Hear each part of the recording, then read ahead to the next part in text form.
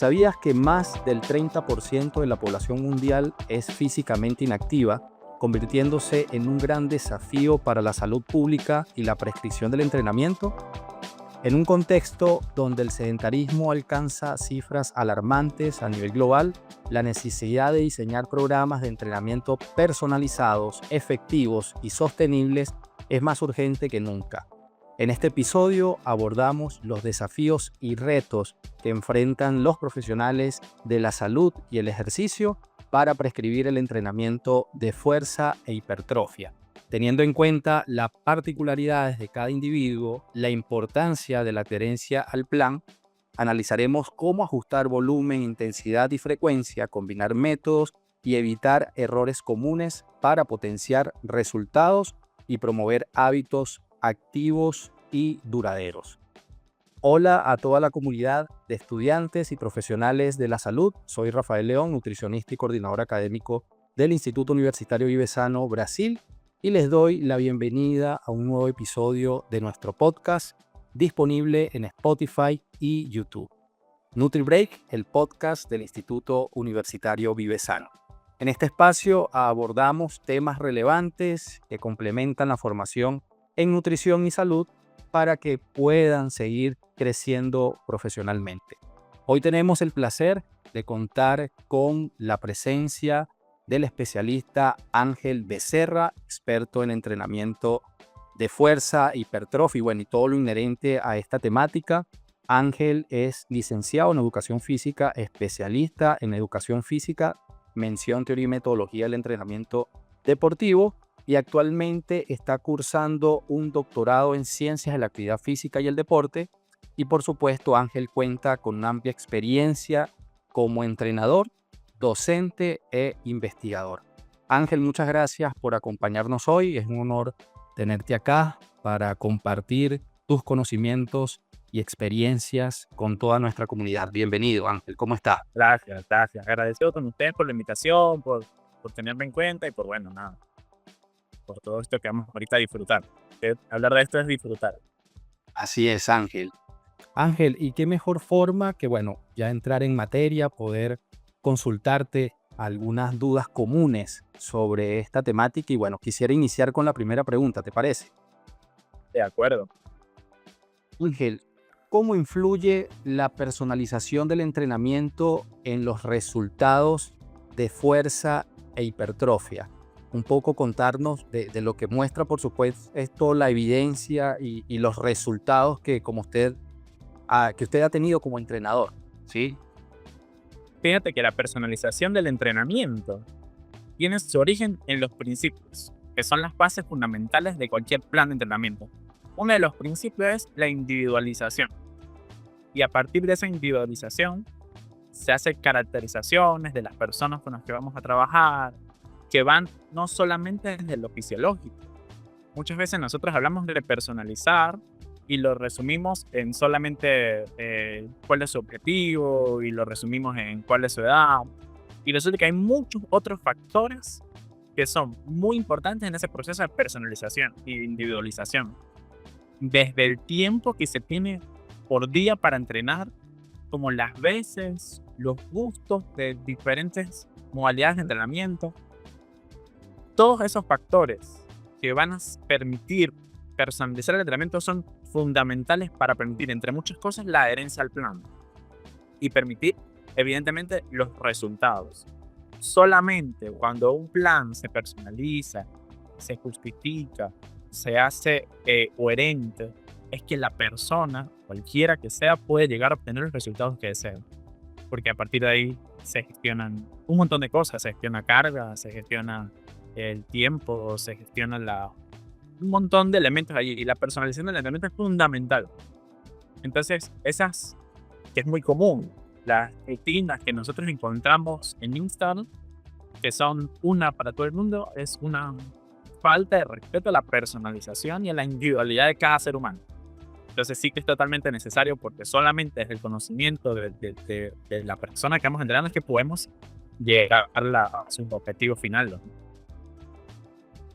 La capacidad física, ¿es común esto implementarlo? Veo que, obviamente, al no contar con una persona formada profesionalmente hablando, de esto pues hay mucha carencia en estos espacios. No veo que realicen un test en específico, no tomen en cuenta un historial de esta persona, la presencia o no de lesiones. Totalmente, totalmente. Y esa es la entrevista inicial. ¿Y cuáles son tus condiciones? ¿Has sufrido alguna lesión? ¿Hay algún dolor en particular? ¿Alguna lesión? Y no importa que sea muy viejo. Hay quien dice, no, hace mucho tiempo tuve, pero ya no. Hay que ver qué pasó, ver cómo sanó. Porque, por ejemplo, en el caso de los esguinces, un esguince que fue mal recuperado, probablemente vuelve por la forma en que cicatriza las estructuras ligamentosas.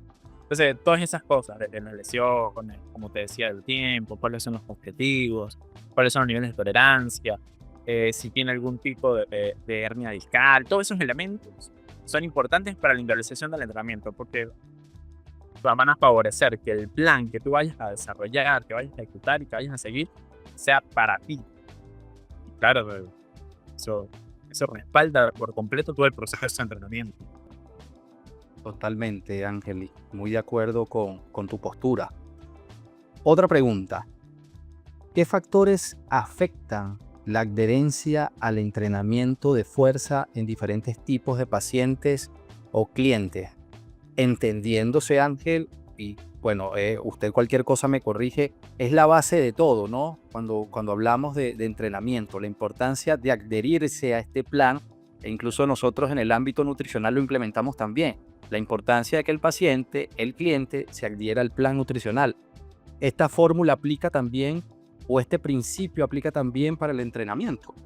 Totalmente. Y otra vez vamos a otro principio, el principio de la continuidad. Todo estímulo debe realizarse de manera continuada en el tiempo para poder conseguir las adaptaciones que se buscan en este caso. Entonces, ¿cuáles son los factores que influyen en esa adherencia? El gusto por el entrenamiento. Y no me refiero a si le gusta o no hacer entrenamiento de fuerza. Me refiero a elementos como la selección del ejercicio.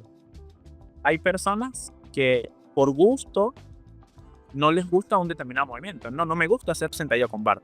Entonces, dentro de esa personalización, nosotros como objetivo de la personalización, buscar la adherencia, nosotros hacemos las adaptaciones necesarias, porque tenemos muchas más herramientas. Tenemos sentadillas hack, podemos hacer una mancuerna, incluso dependiendo se puede sustituir con una prensa, porque tenemos clasificaciones del ejercicio que nos permiten hacer ese tipo de cambios. También el factor tiempo. Muchas veces nosotros como entrenadores nos encapsulamos en una sola división semanal. Por ejemplo, por gusto personal, porque siento que es lo que mejor va, me gusta hacer sesiones de inferior y superior. Y entonces las distribuyo en 4 o 5 días a la semana. Pero hay quien no puede ir esos días a la semana. Puede ir 3. Entonces es necesario buscar la forma, la estrategia. A lo mejor será una rutina inferior, superior, full body el tercer día. O podemos hacer push, pull y full body igual el último día. Para de esa forma hacer que la persona vaya con el tiempo que cuente, pueda sacar su espacio, porque resulta que una de las barreras que tienen las personas para incluirse no solamente el entrenamiento de fuerza, sino el ejercicio físico en general, es el tiempo. Entonces, probablemente las pequeñas adaptaciones del tipo de rutina, la selección de ejercicios, incluso hay personas que quieren ir a hacer ejercicio, pero que no están dispuestos a ir siempre muy intensos. Hay un autor muy importante que él decía, a veces, en esa individualización, en esa búsqueda de la adherencia, tenemos que sacrificar intensidad por adherencia. Porque probablemente si en cada sesión la persona va y siempre va muy intenso, siempre está disgustado, porque hay quien no le gusta esa sensación de tanta intensidad en el entrenamiento de fuerza, a lo mejor termine por irse. Entonces nosotros queremos que la persona se adhiera. Entonces sacrificamos ciertos elementos de la carga a fin de cumplir con la continuidad del entrenamiento. Excelente. Y bueno, allí se sigue indudablemente cumpliendo el tema de la personalización, ¿no? Y para eso la comunicación con nuestro cliente debe ser muy directa, muy directa. Muy directa. Sí. A ver, Arkel, sí.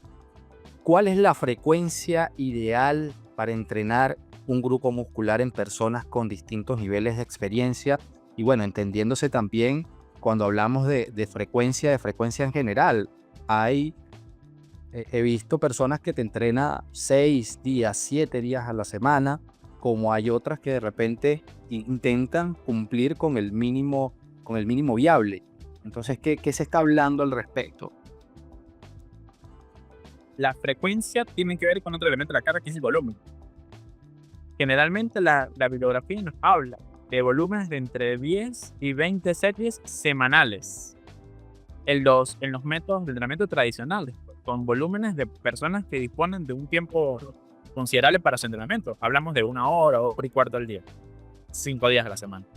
Entonces, la frecuencia toma especial importancia cuando yo entiendo de que si yo trabajo con una frecuencia 2, por ejemplo, hablemos del pectoral, con frecuencia, yo puedo distribuir esas 10, 12 o 15 series semanales que voy a destinar a hacer muscular, lo puedo distribuir en 2 días o en 3 días. ¿Por qué? De todo este proceso de los 90, del fisiculturismo famoso, nos quedaron rutinas como las rutinas Wader. En la rutina Wader, tipo Wader, yo voy al gimnasio y si me toca, por ejemplo, pectoral, hago 5 ejercicios de pectoral, 4 ejercicios de pectoral a 4 series. Entonces, fíjate que ahí coincide con tener unas 18, unas 22, ya sería mucho a mi parecer, series de un mismo músculo en una sola sesión. Pero para la mayoría de las personas, hacer todas esas series de trabajo en una sola sesión termina siendo muy extenuante. Entonces, la pregunta correcta es, en las últimas series, en los últimos ejercicios, ¿estoy rindiendo? ¿O solamente estoy por terminar el entrenamiento porque ya mi fatiga no me lo impide? Esa es la pregunta coherente. Entonces, lo más razonable es distribuir esas 18 series semanales en 2 o 3 días a la semana. Que en verdad, cuando vayas a ejercitar el pectoral, que es el ejemplo que estamos tratando, lo hagas con la intensidad necesaria para. Porque si acumulas mucha fatiga, ya las últimas series no son de todo efectivas. Entonces, digamos que estamos un poquito buscando un estímulo que no va a existir, porque nos estamos engañando, no está siendo totalmente intenso porque ya vas muy fatigado. Ahora, está el otro extremo. Esto es para personas que siguen métodos tradicionales, que tienen volumen de trabajo importante. Pero ahora está el otro extremo y seguimos con la barrera del tiempo para entrenar. Y hay estudios muy interesantes sobre los que llaman los SNAC, ejercicios en SNAC. Hace poco publicaron un estudio en adultos mayores. Los adultos mayores 2 veces a la semana, 5 días a la semana, en cualquier hora, hacían 20 sentadillas sin peso, levantándose de una silla, y hacían también 20 elevaciones de talones de pie. Entonces, este grupo, con un volumen, con una intensidad tan baja, sí que logró mejorar la fuerza. En solamente una intervención, ojalá no me equivoque, pero creo que son 8 semanas, logró incrementar la fuerza.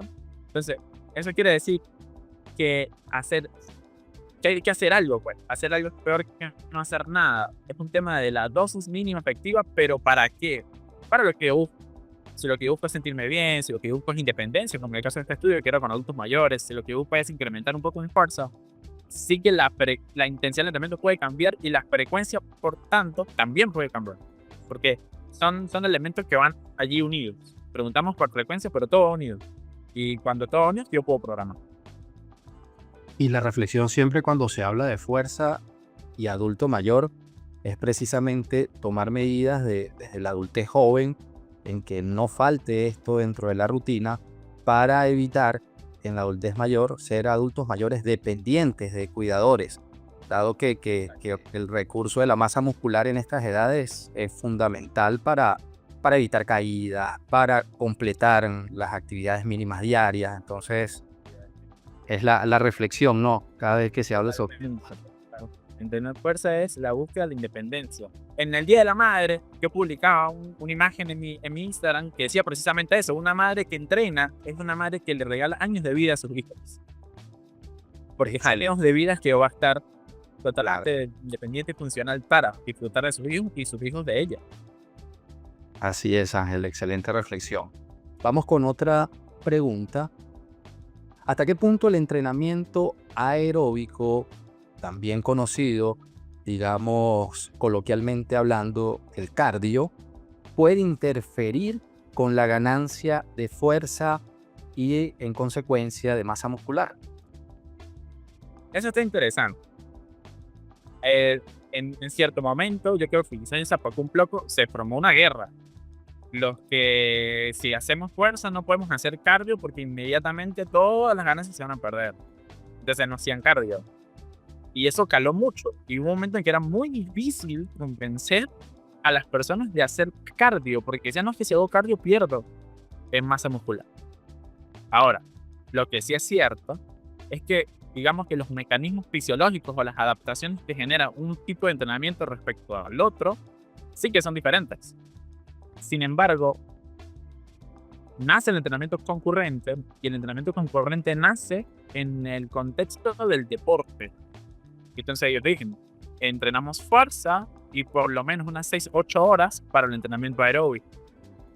Pero hablando de deportistas, ellos necesitan rendir al máximo en el entrenamiento de fuerza y necesitan rendir al máximo en el entrenamiento aeróbico. Entonces, el punto crítico está con la intensidad del entrenamiento aeróbico. El que una persona haga una sesión de pesas de 45 minutos, de 60 minutos, y después haga unos 10-15 minutos de entrenamiento aeróbico, no va a hacer que pierda nada. De hecho, todo lo contrario. En el libro de Schoenfeld habla de que el entrenamiento aeróbico mejora la vascularización y por tanto mejora los procesos de recuperación para la hipertrofia muscular. Entonces, es un tema de la intensidad. El que hagas entrenamiento aeróbico con una intensidad baja moderada 3 veces a la semana no va a influir en la ganancia de masa muscular. Aparte que hay un aspecto nutricional también importante, que ahí no me meto mucho, pero si nosotros estamos en un superávit calórico, considerando que el nutricionista considere ese gasto que estás teniendo por el ejercicio aeróbico, no hay razones para que no haga ejercicio aeróbico. Todo lo contrario, el ejercicio aeróbico es muy importante para la salud, para muchos otros elementos. Entonces esa guerra no debería ya existir. Sí. La angiogénesis también, que es uno de las grandes virtudes que nos da el ejercicio aeróbico. Y hablar de formación de nuevos vasos, hablamos de que ese músculo se va a nutrir mejor, va a llegar los nutrientes de manera mucho más rápida. Usted lo resaltaba, la vascularización. Y bueno, excelente que nos puedas aclarar este tema. Y otro tema que me sumo también al debate, el tema del ejercicio concurrente, que es hoy en día uno de los más recomendados para ver resultados bastante eficientes en la mejora del tejido adiposo. Entonces, si de repente el objetivo que tiene esa persona no es solo ejercicio aeróbico, sino también la necesidad de sumar el ejercicio de fuerza. Y no es solo ejercicio de fuerza, sino también la necesidad de sumar el ejercicio aeróbico. Así que es un tema indiscutiblemente apasionante para el debate. Vamos ahora con otra pregunta, Ángel. ¿Cuáles son los mecanismos clave que genera hipertrofia y cómo se debe estimular en la práctica? Los mecanismos, hay mecanismos fisiológicos. Los proponían en 2010 Brad Schoenfeld, yo creo que ya lo mencioné, que era la tensión mecánica, el estrés metabólico y el daño muscular. Entonces el entrenamiento de fuerza afecta en gran medida a cada uno de ellos. Pero las aplicaciones prácticas de estos 3 mecanismos fisiológicos se ven en cómo, de qué manera yo dosifico los elementos de la carga.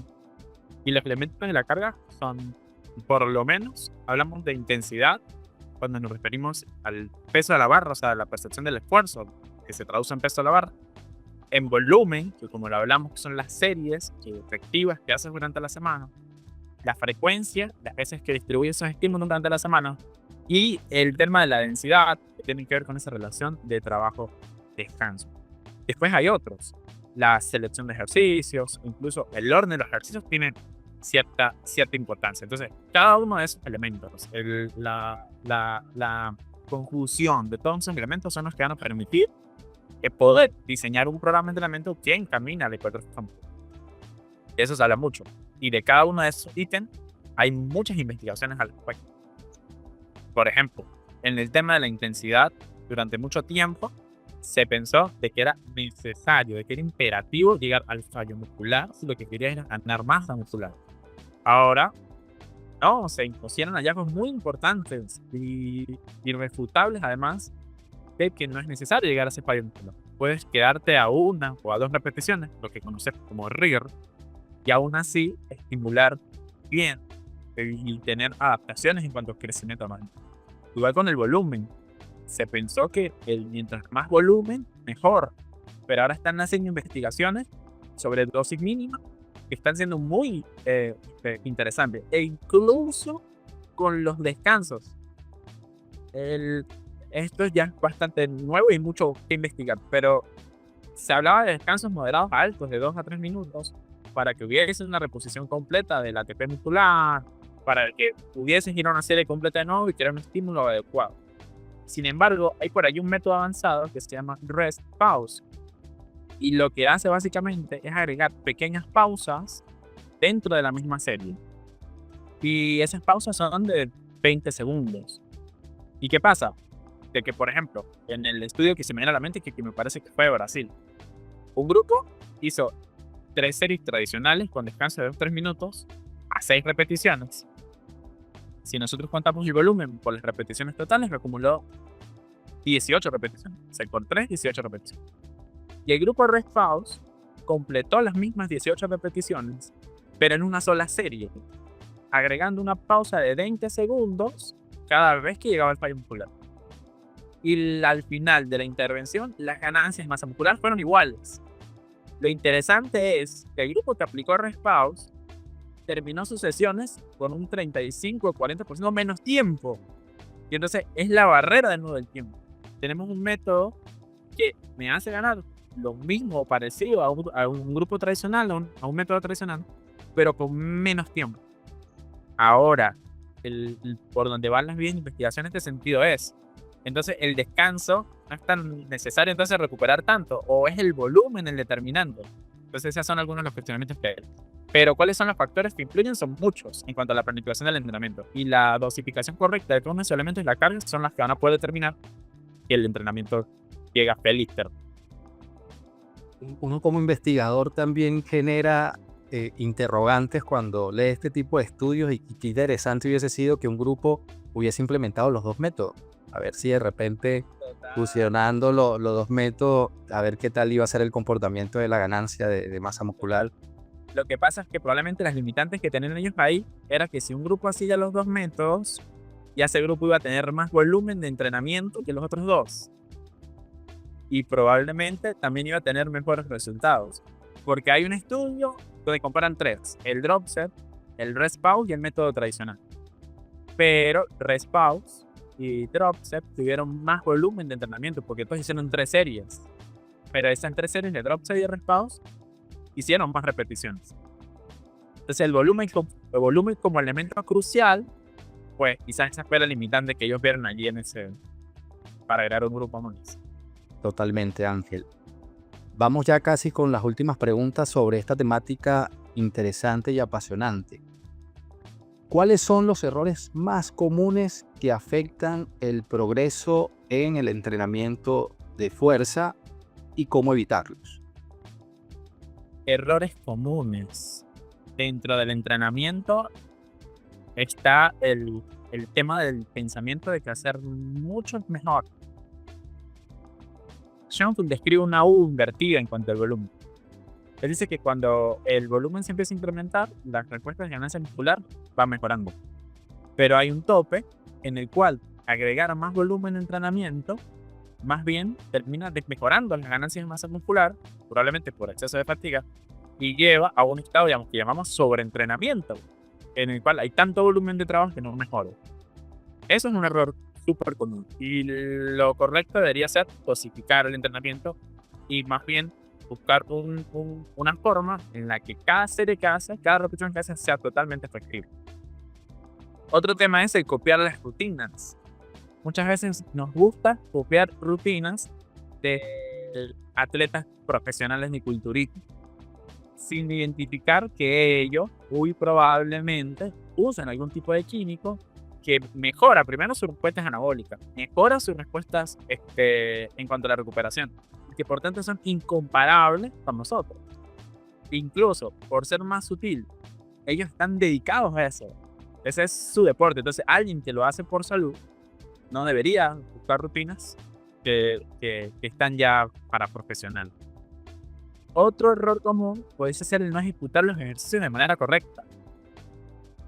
nosotros, que es muy importante, ¿no? Pero quizás nos minimizamos al decir de que ejecutar incorrectamente unos ejercicios está mal porque puede que me lesione. Y eso es súper correcto. Pero más allá de lesionarme, resulta que si yo hago un movimiento que no es correcto, porque no lo estoy pensando de la forma correcta, porque lo estoy ejecutando mal, no estoy trabajando la musculatura que yo quisiese trabajar. Entonces, al no estimular la musculatura que quiero trabajar, jamás voy a poder ver el resultado. Entonces, lo correcto ahí sería hacer el ejercicio bien, contar con un profesional que esté a tu lado, porque muchas veces, y nosotros mismos vemos en eso, estamos haciendo un ejercicio y pensamos que estamos ejecutando de manera correcta, pero resulta que después viene un entrenador que trabaja con nosotros y dice, "Epa, ¿qué te pasa? Le estás haciendo mal", porque no nos podemos ver. Y por más que podamos crear que lo ejecutamos bien, podemos estar cometiendo algún error. Otro error común tiene que ver con el tema de alimentación. Y ahí usted sabe mucho más que yo. Si mi alimentación, la forma en que yo como, no tiene nada que ver con lo que yo estoy entrenando, con los objetivos que busco, con mis actividades diarias, tampoco voy a alcanzar el objetivo que quiero. Y bueno, nada, hay por allí algunos otros errores que son más comunes de lo que deberían. Más comunes de lo que deberían. Sí, y el descanso, Ángel, el descanso. Una persona que de repente sale de entrenar y, no sé, se va de fiesta y al siguiente día esto no va a ser igual. Trasnochos, incluso la gestión del estrés, Sí. son elementos que son trascendentales, son errores que se cometen mucho. Incluso hay sedentarios de gimnasio. Hay personas que vienen al gimnasio 1 hora al día, pero que el resto de su día es muy sedentario. No sé, trabajo de oficina, van en carro a todos lados. Entonces son sedentarios. Y después está lo que usted menciona, profe, que viene el puro hablar. Exactamente, Ángel. Vamos ya con la última pregunta.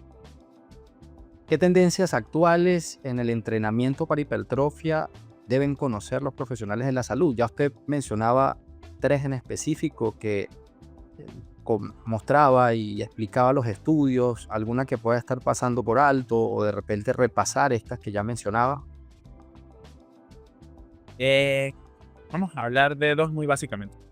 Recordemos que dijimos que habían 3 mecanismos de hipertrofia, que era la tensión mecánica, el estrés metabólico y el daño muscular. Específicamente hablando del estrés metabólico, el entrenamiento con restricción del flujo sanguíneo. Colocan unas bandas en las extremidades. Esas bandas cumplen la función de ocluir la salida de la sangre del músculo, y eso hace que todos los metabolitos resultantes de los procesos de producción de energía queden dentro del músculo. Eso incrementa el estrés metabólico y se teoriza de que el estrés metabólico como mecanismo puede potenciar el crecimiento de la masa muscular por allí. El estudio más interesante que hay al respecto fue de una persona lesionada que le colocaron las bandas, le colocaron la banda en una sola de las piernas, y esta banda que tuvo la restricción del flujo sanguíneo logró mantener la masa muscular. Igual hay estudios con personas caminando, una con la oclusión, otra sin la oclusión, y ganan más masa muscular del lado en el que está ocluido. Sin embargo, las aplicaciones prácticas de esto son un poco interesantes y complejas de entender. Los que promueven la restricción del flujo sanguíneo hablan de que hay que tener cuidado con cuestiones cardíacas que pueda tener la persona. Y muchas veces, nosotros en la sala de musculación, aunque tengamos una entrevista en que tengamos posiblemente un estudio de este tipo cardíaco, nosotros no sabemos si hay algo por ahí oculto. Entonces, siento que la relación entre riesgo y beneficio no es tal. Sin embargo, es un área de estudio que está totalmente abierta. Por otro lado, está el entrenamiento de hipertrofia en alargamiento, con la musculatura en alargamiento. El año pasado publicaron una revisión muy interesante. Por ejemplo, hablemos de cualquier ejercicio. En un ejercicio, en una ejecución, donde el músculo esté alargado y empieza el ejercicio, empieza la ejecución, es en el segmento, en el rango de movimiento en el que el músculo está más alargado, donde mayores respuestas de crecimiento muscular hay. Incluso en comparación con rangos completos. Por ejemplo, en el ejercicio de elevación de talones en la máquina, creo que hay un par de estudios que comparan rango completo, el rango donde la musculatura está más alargada y el rango donde la musculatura está más acortada. Y resulta que en la parte donde la musculatura está más alargada hay una mayor respuesta en cuanto al crecimiento muscular.